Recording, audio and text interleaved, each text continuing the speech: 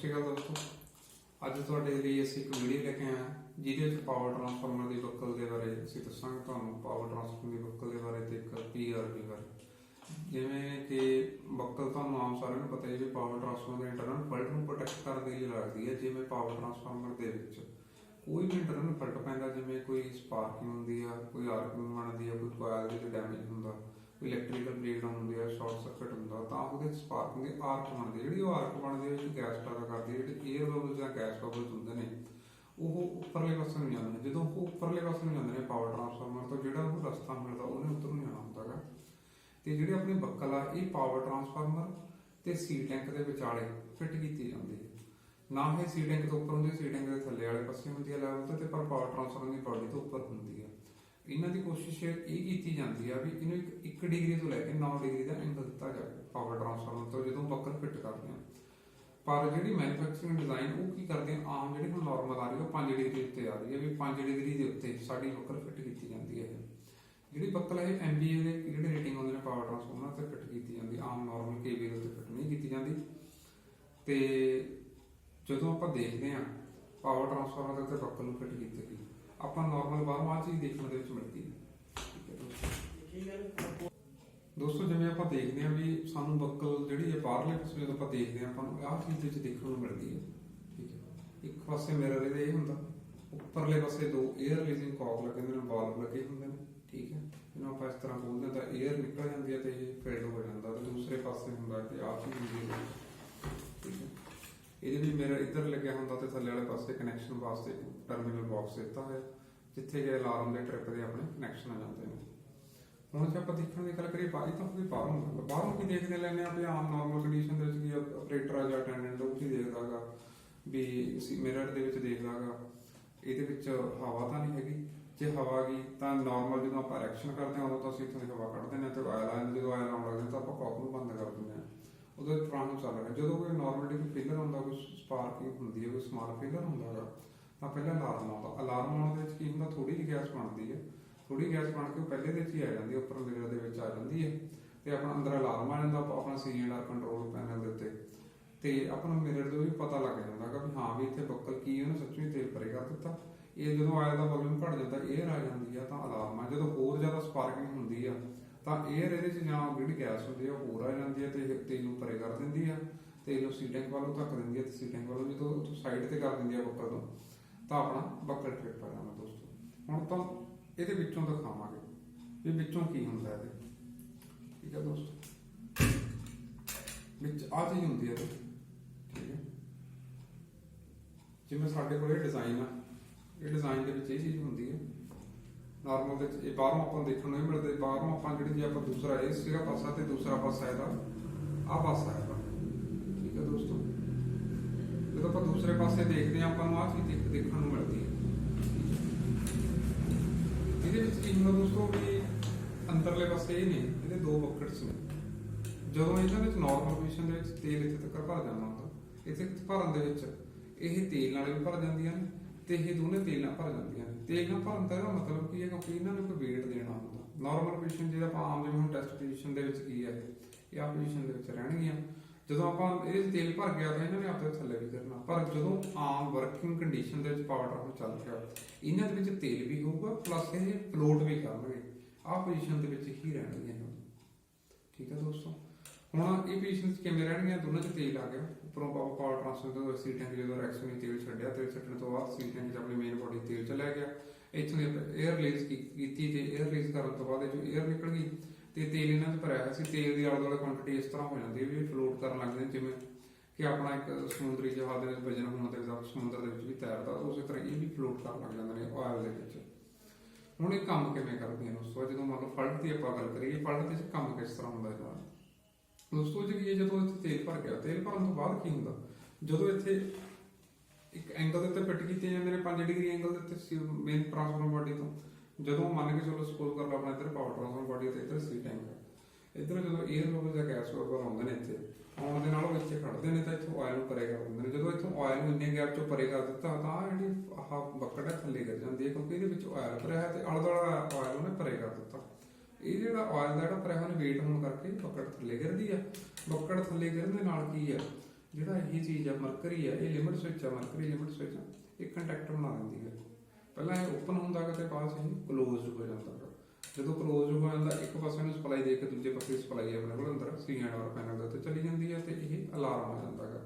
ਜੇ ਕੋਈ ਫਾਲਟ ਅੰਦਰ ਬ੍ਰੇਕਡਾਊਨ, ਜਦੋਂ ਤਾਂ ਇਹ ਹੁੰਦਾ ਸਮਾਲ ਫੇਲੀਅਰ, ਉਦੋਂ ਤਾਂ ਅਲਾਰਮ ਆ ਜਾਂਦਾ। ਜਦੋਂ ਹੈਵੀ ਫੇਲੀਅਰ ਹੁੰਦਾ ਗਾ ਉਦੋਂ ਟ੍ਰਿਪ ਆ ਜਾਂਦਾ ਕਿ ਅੰਦਰੋਂ ਗੈਸ ਹੋਰ ਬਣਦੀ ਆ, ਉਹ ਬਣਦੇ ਇਹਦੇ ਆਲੇ ਦੁਆਲੇ ਵਾਲਾ ਵੀ ਤੇਲ ਭਰੇ ਕਰ ਦਿੰਦੀ ਆ ਤੇ ਜਿਹੜਾ ਇਹਦੇ ਬੱਕਟ ਦੇ ਵਿੱਚ ਤੇਲ ਹੁੰਦਾ ਉਹਦੇ ਵਜਨ ਦੇ weight ਦੇ ਕਰਕੇ ਇਹ ਫਲੋਟ ਵੀ ਥੱਲੇ ਗਿਰ ਜਾਂਦਾ ਗਾ। ਥੱਲੇ ਗਿਰਨ ਕਰਕੇ ਜਿਹੜੀ ਇਹ ਥੱਲੇ ਵਾਲਾ ਲਿਮਿਟ ਸਵਿਚ ਜਿਵੇਂ ਤੁਸੀਂ ਦੇਖ ਰਹੇ ਹੋ, ਇਹ ਥੱਲੇ ਵਾਲਾ ਲਿਮਿਟ ਸਵਿਚ ਵੀ ਆਪਰੇਟ ਹੋ ਜਾਂਦਾ, ਕੰਟੈਕਟ ਬਣਾ ਦਿੰਦਾ, ਕਲੋਜ਼ ਕੰਟੈਕਟ ਬਣਾ ਦਿੰਦਾ ਗਾ ਤੇ ਇੱਕ ਪੋਜ਼ਿਟਿਵ ਸਪਲਾਈ ਅੰਦਰ ਰਿਲੇ ਨੂੰ ਦੇ ਦਿੰਦਾ ਜਿਹੜਾ ਕਿ ਪਾਵਰ ਟ੍ਰਾਂਸਫਰ ਸਾਡੇ ਬ੍ਰੇਕਰ ਦੇ ਨਾਲ ਟ੍ਰਿਪ ਕਰ ਦਿੰਦਾ। ਠੀਕ ਹੈ ਦੋਸਤੋ, ਇਹਦੇ ਵਿੱਚ ਨਾਰਮਲ ਤੁਸੀਂ ਇਹ ਚੀਜ਼ਾਂ ਦੇਖਦੇ ਹੋ ਆਮ। ਜੇ ਇਹ ਜਿਹੜਾ ਸਾਡੇ ਕੋਲ ਡਿਜ਼ਾਈਨ ਹੈ, ਕਈਆਂ ਦੇ ਵਿੱਚ ਫਲੋਟ ਗੋਲ ਵੀ ਹੋਣਗੇ। ਠੀਕ ਹੈ ਦੋਸਤੋ, ਗੋਲ ਤਰ੍ਹਾਂ ਦੇ ਗੋਲ ਡਿਜ਼ਾਈਨ, ਹਰੇਕ ਦਾ ਡਿਜ਼ਾਈਨ ਅਲੱਗ-ਅਲੱਗ ਹੋਊਗਾ। ਇਹ ਪਰ ਫੰਕਸ਼ਨਿੰਗ ਸੇਮ ਹੋਊਗੀ। ਹਰੇਕ ਦੇ ਵਿੱਚ ਮਰਕਰੀ ਲਿਮਿਟ ਸਵਿਚ ਯੂਜ਼ ਕੀਤੀ ਜਾਂਦੀ ਹੈ ਕੰਟੈਕਟਰ ਬਣਾਉਣ ਦੇ ਲਈ ਤੇ ਨਾਰਮਲੀ ਓਪਨ ਤੇ ਨਾਰਮਲੀ ਜਿਹੜਾ ਕਲੋਜ਼ ਕੰਟੈਕਟ ਬਣਦੇ ਨੇ ਆਪਰੇਸ਼ਨ ਹੋਣ ਤੋਂ ਬਾਅਦ। ਇਹ ਤਾਂ ਹੋਊਗਾ ਦੋਸਤੋ ਇਹਦਾ ਕੰਟੈਕਟ। ਜੇ ਹੋਰ ਤੁਸੀਂ ਇਹਦੇ ਵਿੱਚ ਦੇਖਣਾ ਹੋਵੇ ਤਾਂ ਇਹਦੇ 'ਚ ਇੱਕ ਜੇ ਨਾਰਮਲ ਜਿਵੇਂ ਟਰਾਂਸਪੋਰਟੇਸ਼ਨ ਦੇ ਦੌਰਾਨ ਜਾਂ ਇਰੈਕਸ਼ਨ ਹੋਣ ਤੋਂ ਪਹਿਲਾਂ ਜਦੋਂ ਨਵਾਂ ਪਾਵਰ ਟ੍ਰਾਂਸਫਰ ਹੁੰਦਾ ਤਾਂ ਇਹ ਟੈਸਟ ਪੋਜੀਸ਼ਨ ਦੇ ਵਿੱਚ ਹੁੰਦਾ, ਨਾ ਕਿ ਸਰਵਿਸ ਪੋਜੀਸ਼ਨ ਦੇ ਵਿੱਚ ਹੁੰਦਾ।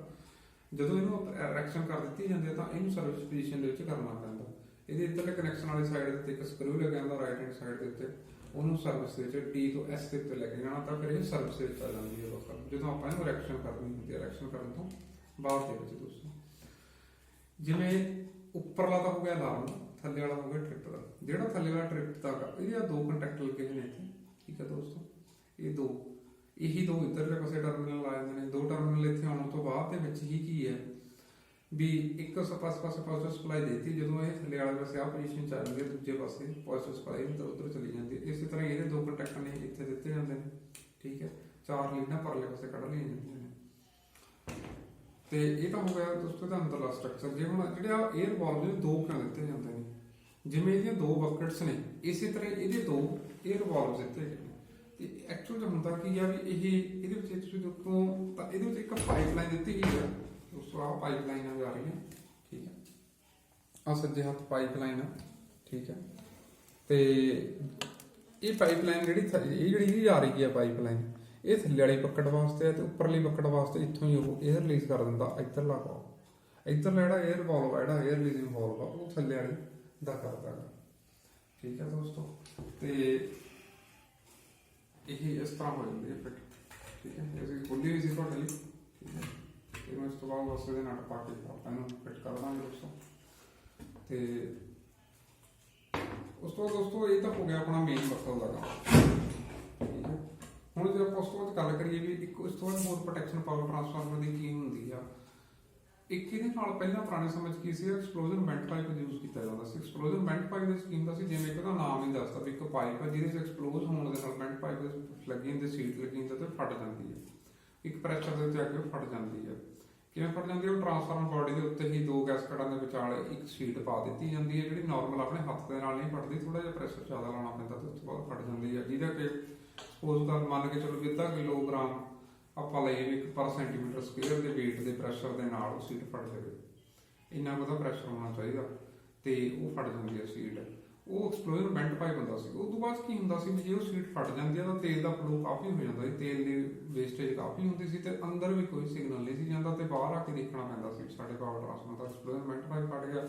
ਕਿਉਂਕਿ ਉਹਦੇ ਨਾਲ ਕੀ ਸੀਗਾ, ਬੱਕਲ ਲਾ ਦਿੱਤੀ ਜਾਂਦੀ ਸੀ, ਕਿਉਂਕਿ ਜਦੋਂ ਗੈਸ ਬਣੂਗੀ ਸੀਟ ਵੀ ਫਟ ਗਈ ਤੇ ਸਾਡੀ ਬੱਕਲ ਵੀ ਆ ਗਈ, ਬੱਕਲ ਟ੍ਰਿਪਿੰਗ ਹੋ ਜਾਂਦੀ ਹੈ। ਟ੍ਰਿਪਿੰਗ ਤਾਂ ਹੋ ਜਾਂਦੀ ਪਾਵਰ ਟ੍ਰਾਂਸਫਾਰਮਰ ਦੀ, ਪਰ ਉਹਦੇ ਨਾਲ ਤੇਲ ਦੀ ਵੇਸਟੇਜ ਵੀ ਬਹੁਤ ਜ਼ਿਆਦਾ ਹੁੰਦੀ ਆ। ਤੇ ਕਈ ਵਾਰ ਪੋਜੀਸ਼ਨ ਇਸ ਤਰ੍ਹਾਂ ਦੀ ਵੀ ਹੁੰਦੀ ਹੈ ਵੀ ਬਹੁਤ ਜ਼ਿਆਦਾ, ਕਿਉਂਕਿ ਜਿਹੜੀ ਐਕਸਪਲੋਜ਼ਨ ਵੈਂਟ ਪਾਈਪ ਆ ਉਹ ਬਾਡੀ ਦੇ ਬਿਲਕੁਲ ਉੱਪਰ ਹੁੰਦਾ ਹੈਗਾ ਤੇ ਜਿਹੜੀ ਸਾਡੀ ਬੱਕਲ ਆ ਉਹ ਥੋੜੇ ਜਿਹੇ ਫਾਸਲੇ ਦੇ ਉੱਤੇ ਹੁੰਦੀ ਹੈ ਟ੍ਰਾਂਸਫਾਰਮਰ ਦੀ ਬਾਡੀ ਦੇ ਉੱਤੇ। ਹੁਣ ਜੇ ਆਪਾਂ ਬੱਕਲ ਦੀ ਗੱਲ ਕਰੀਏ, ਜ਼ਰੂਰੀ ਨਹੀਂ ਹੈਗਾ ਵੀ ਉਹਦੇ 3 ਕੋਇਲ ਨੇ ਕਿ 3 ਕੋਇਲਾਂ ਦੇ ਉੱਤੇ ਆਪਾਂ 3 ਬੱਕਲ ਲਾ ਦਿੱਤੀ, ਜੋ ਇੱਕੋ ਹੀ ਬੱਕਲ ਫਿੱਟ ਹੁੰਦੀ ਆ। ਤੇ ਉਸ ਤੋਂ ਬਾਅਦ ਇੱਕ ਟੈਕਨੀਕ ਨਾਲ PRV ਜਿਹਨੂੰ ਕਿਹਾ ਜਾਂਦਾ। PRV ਜਿਵੇਂ ਕਿ ਪ੍ਰੈਸ਼ਰ ਰਿਲੀਫਿੰਗ ਵਾਲਵ, ਇੱਕ ਵਾਲਵ ਦੇ ਕੰਮ ਕਰਦਾ ਉਹ ਪ੍ਰੈਸ਼ਰ ਨੂੰ ਰਿਲੀਫ ਕਰਦਾ ਹੈਗਾ, ਪ੍ਰੈਸ਼ਰ ਨੂੰ ਬਾਹਰ ਕੱਢਦਾ। ਉਹਦਾ ਪ੍ਰੈਸ਼ਰ ਮੇਨਟੇਨ ਕੀਤਾ ਜਾਂਦਾ ਉੱਤੇ ਸਪਰਿੰਗ ਦੀ ਟੈਂਸ਼ਨ ਦੇ ਨਾਲ। ਠੀਕ ਹੈ ਦੋਸਤੋ, ਕਿਵੇਂ ਟੈਂਸ਼ਨ ਨਾਲ ਰਿਲੀਜ਼ ਕੀਤਾ ਜਾਂਦਾ ਸਪਰਿੰਗ, ਉਹ ਅਸੀਂ ਤੁਹਾਨੂੰ ਦਿਖਾਵਾਂਗੇ ਸਪਰਿੰਗ ਕਿੱਥੇ ਫਿੱਟ ਕੀਤਾ ਜਾਂਦਾ ਤੇ ਕਿਵੇਂ ਉਹ ਫਿਟਿੰਗ ਹੁੰਦੀ ਹੈ ਤੇ ਉਹਦੇ ਕੰਟੈਕਟ ਕਿਵੇਂ ਬਣਦੇ ਨੇ, ਕਿੰਨਾ ਕੁ ਪ੍ਰੈਸ਼ਰ ਦਾ ਬੀਅਰ ਕਰਦਾ ਉਹਨੂੰ। ਠੀਕ ਹੈ, ਉਹਦਾ ਫਿੱਟ ਕਰਨ ਤੋਂ ਬਾਅਦ ਦੇ ਵਿੱਚ ਕੀ ਆ, ਉਹ ਜਿਹੜੇ ਹੁਣ ਨਵੇਂ ਟੈਕਨੀਕ ਦੇ ਵਿੱਚ 2 PRV ਲਾਤੀਆਂ ਨੇ, ਇੱਕ HV ਸਾਈਡ ਤੇ ਇੱਕ LV ਸਾਈਡ। ਜੇਕਰ HV ਸਾਈਡ ਜੇ ਬੁਸ਼ਿੰਗ ਵਾਲੀ ਸਾਈਡ ਦੀ ਪ੍ਰੋਬਲਮ ਆਉਂਦੀ ਹੈ ਤਾਂ ਜੇ ਉਧਰ ਕੋਈ ਪ੍ਰੋਬਲਮ ਆਉਂਦੀ ਹੈ ਤਾਂ ਉਧਰਲੀ ਪਹਿਲਾਂ ਜਲਦੀ ਆਪਰੇਟ ਕਰ ਦੇਵੇ, ਤੇ ਉਧਰਲੀ ਸਾਈਡ ਵੀ ਪ੍ਰੋਬਲਮ ਆਉਂਦੀ ਹੈ, ਐਕਸਪਲੋਜਨ ਹੁੰਦਾ ਕੋਈ ਅੰਦਰ ਕੋਰ ਦੇ ਵਿੱਚ ਕੋਇਲ ਦੇ ਵਿੱਚ, ਤਾਂ ਉਧਰਲੀ ਸਾਈਡ ਆਪਰੇਟ ਕਰ ਦੇਵੇ, ਤਾਂ ਜੋ ਜਿੰਨੀ ਮਿਨੀਮਮ ਉਹਨੂੰ ਕੋਈ ਬ੍ਰੇਕਡਾਊਨ ਹੁੰਦੀ ਹੈ, ਕੋਈ ਫਲਟ ਪੈਣ ਤੋਂ ਬਚਾਇਆ ਜਾ ਸਕਦਾ ਹੋਵੇ, ਤੇ ਜ਼ਿਆਦਾ ਆਪਾਂ ਉਹਨੂੰ ਪ੍ਰੋਟੈਕਸ਼ਨ ਪ੍ਰੋਵਾਈਡ ਕਰ ਸਕਦੇ ਹਾਂ, ਜ਼ਿਆਦਾ ਤੋਂ ਜ਼ਿਆਦਾ। ਉਸ ਤੋਂ ਜਿਵੇਂ ਇਹ ਹੈ PRV ਜਿਵੇਂ ਤੁਸੀਂ ਸਾਰੇ ਦੇਖਦੇ ਹੋ, ਠੀਕ ਹੈ। ਤੇ ਬਾਹਰਲੇ ਪਾਸੇ ਇਹ ਉੱਪਰੋਂ ਜੇ ਆਪਾਂ ਦੇਖਾਂਗੇ ਇਸ ਤਰ੍ਹਾਂ ਦਿਖਦੀ ਹੈ, ਦੂਜਾ ਪਾਸਾ ਜਿਹੜਾ ਹੁੰਦਾ ਉਹ ਇਹ ਹੁੰਦਾ ਕੁਛ, ਠੀਕ ਹੈ। ਇਹ ਦੀ ਲਿਮਿਟ ਸਵਿਚ ਲੱਗੀ ਹੋਈ ਹੈ, ਠੀਕ ਹੈ। ਥੱਲੇ ਵਾਲੇ ਪਾਸੇ ਤੋਂ ਥੱਲੇ ਪਹਿਲਾਂ ਆਪਾਂ ਥੱਲੇ ਸ਼ੁਰੂ ਕਰਦੇ ਹਾਂ, ਠੀਕ ਹੈ, ਫਿਰ ਜਲਦੀ ਸੌਖਾ ਸਮਝ ਲੱਗ ਜੂ। ਥੱਲੇ ਵਾਲੇ ਪਾਸੇ ਇਹਦੀ ਸ਼ੀਟ ਲੱਗੀ ਹੁੰਦੀ ਹੈ, ਕਾਫ ਪ੍ਰੈਸ਼ਰ ਲਾਇਆ ਹੈਗਾ, ਠੀਕ ਹੈ। ਇਹ ਪਲੇਟ ਲੱਗੀ ਹੋਈ ਹੈ ਇਸ ਤਰ੍ਹਾਂ ਹੀ ਇਹ, ਠੀਕ ਹੈ ਦੋਸਤੋ। ਇਹਨੂੰ ਟਰਾਂਸਫਾਰਮਰ ਦੇ ਉੱਤੇ ਆਪਾਂ ਇਸ ਤਰ੍ਹਾਂ ਲਾ ਦਿੰਦੇ, ਫਿੱਟ ਕਰ ਦਿੰਦੇ, ਇਹਦੇ ਨਟ ਸਕਰੂ ਪਾ ਕੇ ਥੱਲੇ ਵਾਲੇ ਪਾਸੇ ਸੀਲ ਪਾ ਕੇ ਤਾਂ ਇਹਨੂੰ ਕੱਸ ਦਿੰਦੇ ਹਾਂ। ਉਹ ਜਿਹੜੀ ਸ਼ੀਟ ਆ ਉਹਦੇ ਅੰਦਰਲੇ ਪਾਸੇ ਇੱਕ ਸਪਰਿੰਗ, ਉੱਪਰਲੇ ਸਪਰਿੰਗ ਲੱਗਿਆ ਹੋਇਆ, ਆਹ ਜਿਹੜਾ ਕਵਰ ਆ ਤੇ ਉਹ ਸੀਲ ਜਿਹੜੀ ਥੱਲੇ ਵਾਲੇ ਤੁਹਾਨੂੰ ਪਹਿਲਾਂ ਦਿਖਾਈ, ਉਹਦੇ ਵਿਚਕਾਰ ਇੱਕ ਸਪਰਿੰਗ ਲੱਗਿਆ ਹੋਇਆ ਹੈਗਾ।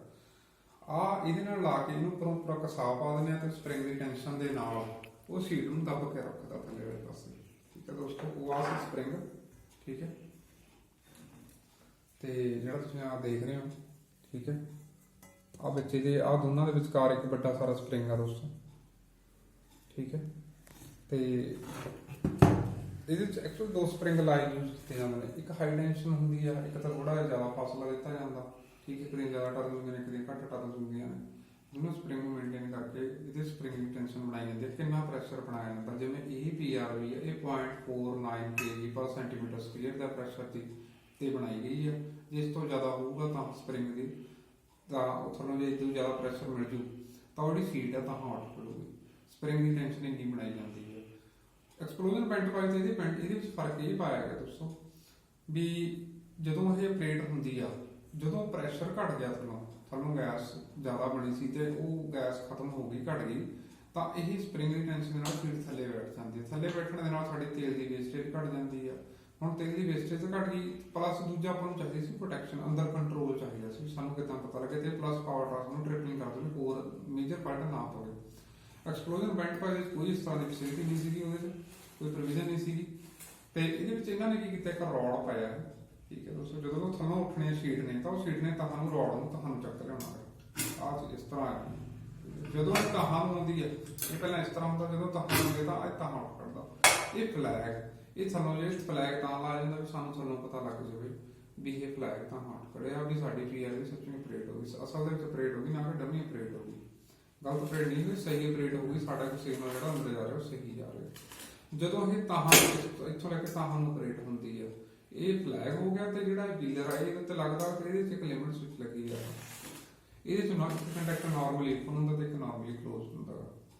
ਜਦੋਂ ਤਾਹਾਂ ਉੱਡਦੇ ਤਾਂ ਨਾਰਮਲੀ ਓਪਨ ਨੂੰ ਜਿਹੜਾ ਗਾ ਪੋਜ਼ਿਟਿਵ ਸਪਲਾਈ ਦੇ ਦਿੱਤੀ ਜਾਂਦੀ ਹੈ। ਪੋਜ਼ਿਟਿਵ ਸਪਲਾਈ ਦੇਣ ਤੋਂ ਬਾਅਦ ਆਪਣੇ ਅੰਦਰ ਜਦੋਂ ਇਹ ਫਲਟ ਆਪਰੇਟ ਹੁੰਦਾ ਤਾਂ ਉਹ ਕਲੋਜ਼ ਕੰਟੈਕਟ ਬਣ ਜਾਂਦਾ। ਕਲੋਜ਼ ਕੰਟੈਕਟ ਬਣਨ ਤੋਂ ਬਾਅਦ ਅੰਦਰ ਰਿਲੇ ਨੂੰ ਚਲੀ ਜਾਂਦੀ ਸਪਲਾਈ, ਤੇ ਰਿਲੇ ਸਾਡੀ ਆਪਰੇਟ ਹੋ ਜਾਂਦੀ ਦੋਸਤੋ। ਤੇ ਜਿਹੜਾ ਨਾਰਮਲੀ ਕਲੋਜ਼ਡ ਆ ਉਹ ਓਪਨ ਹੋ ਜਾਂਦਾ ਕੰਟੈਕਟ। ਇਹ 0.49 kg ਪਰ ਸੈਂਟੀਮੀਟਰ ਸਕੁਅਰ ਦੇ ਉੱਤੇ ਬਣਾਈ ਜਾਂਦੀ ਹੈ ਦੋਸਤੋ। ਜੇ ਇਹ ਹੁਣ ਪਾਵਰ ਟਰਾਂਸਫਰ ਦੇ ਕਈਆਂ ਦੇ ਉੱਤੇ ਦੋ ਲਾਈਆਂ ਜਾਂਦੀਆਂ ਨੇ, ਇੱਕ HV ਸਾਈਡ ਯੂਜ਼ ਕੀਤੀ ਜਾਂਦੀ ਹੈ, ਇੱਕ LV ਸਾਈਡ ਯੂਜ਼ ਕੀਤੀ ਜਾਂਦੀ ਹੈ। ਪਰ ਕਈਆਂ ਦੇ ਉੱਤੇ ਇੱਕ ਵੀ ਯੂਜ਼ ਕੀਤੀ ਜਾਂਦੀ ਆ, ਕਈਆਂ ਦੇ ਉੱਤੇ ਉੱਪਰਲੇ ਸੇ ਕਵਰ ਬਣਾ ਕੇ ਇਹਨੂੰ ਜੇ ਮੰਨ ਲਓ ਤੇਲ ਦੇ ਆਪਰੇਟ ਹੁੰਦੀ ਆ, ਆਪਰੇਟ ਹੋਣ ਤੋਂ ਬਾਅਦ ਦੇ ਵਿੱਚ ਕੀ ਆ ਵੀ ਉਹ ਤੇਲ ਨੂੰ ਇੱਕ ਡਾਇਰੈਕਸ਼ਨ ਦੇਣ ਦੇ ਲਈ ਵੀ ਕਵਰ ਵੀ ਕੀਤਾ ਜਾਂਦਾ ਹੈ। ਕਈ ਕੰਪਨੀਆਂ ਕਵਰ ਵੀ ਕਰਦੀਆਂ ਵੀ ਜਿਹੜੀ ਜੇ ਤੇਲ ਦੇ ਫਲੋ ਹੁੰਦਾ ਗਾ, ਬਾਹਰ ਆਉਂਦਾ ਗਾ, ਤਾਂ ਉਹ ਤੇਲ ਉਹ ਡਾਇਰੈਕਸ਼ਨ ਵੱਲ ਨੂੰ ਚਲਾ ਜਾਵੇ, ਬਾਹਰਲੇ ਪਾਸੇ ਨੂੰ ਚਲਾ ਜਾਵੇ। ਠੀਕ ਹੈ ਦੋਸਤੋ, ਅੱਜ ਜਿਵੇਂ ਤੁਹਾਨੂੰ ਅਸੀਂ ਦੱਸਿਆ, 2 ਪਾਵਰ ਟਰਾਂਸਫਾਰਮਰ ਦੇ 2 ਮੇਨ ਪ੍ਰੋਟੈਕਸ਼ਨ ਹੁੰਦੀਆਂ ਨੇ। ਇੱਕ PRV ਹੋ ਗਈ ਜਿਹਨੂੰ ਪ੍ਰੈਸ਼ਰ ਰਿਲੀਫ ਵਾਲਵ ਕਹਿੰਦੇ ਨੇ, ਤੇ ਦੂਸਰੀ ਮੇਨ ਬਕਲ ਹੋ ਗਈ। ਦੋਸਤੋ ਤੁਹਾਡੇ ਲਈ ਅੱਜ ਅਸੀਂ ਇਹੀ ਲੈ ਕੇ ਆਏ ਹਾਂ। ਤੇ ਜੇ ਕਿ ਤੁਸੀਂ ਕੁਝ ਹੋਰ ਵੀ ਸਾਡੇ ਤੋਂ ਕੁਝ ਪੁੱਛਣਾ ਚਾਹੁੰਦੇ ਹੋ, ਜਾਂ ਤੁਸੀਂ ਕੁਝ ਹੋਰ ਵੀ ਇਸ ਦੇ ਬਾਰੇ ਕੁਝ ਹੋਰ ਡਿਟੇਲ ਦੇ ਵਿੱਚ ਜ਼ਿਆਦਾ ਜਾਣਨਾ ਚਾਹੁੰਦੇ ਹੋ, ਤਾਂ ਤੁਸੀਂ ਕਮੈਂਟ ਦੇ ਵਿੱਚ ਵੀ ਦੱਸ ਸਕਦੇ ਹੋ ਸਾਨੂੰ। ਠੀਕ ਹੈ ਦੋਸਤੋ, ਤੁਹਾਡਾ ਅਸੀਂ ਸਮਾਂ ਲਿਆ ਤੇ ਇਹੀ ਬਹੁਤ ਬਹੁਤ ਤੁਹਾਡਾ ਧੰਨਵਾਦ। ਸਤਿ ਸ਼੍ਰੀ ਅਕਾਲ।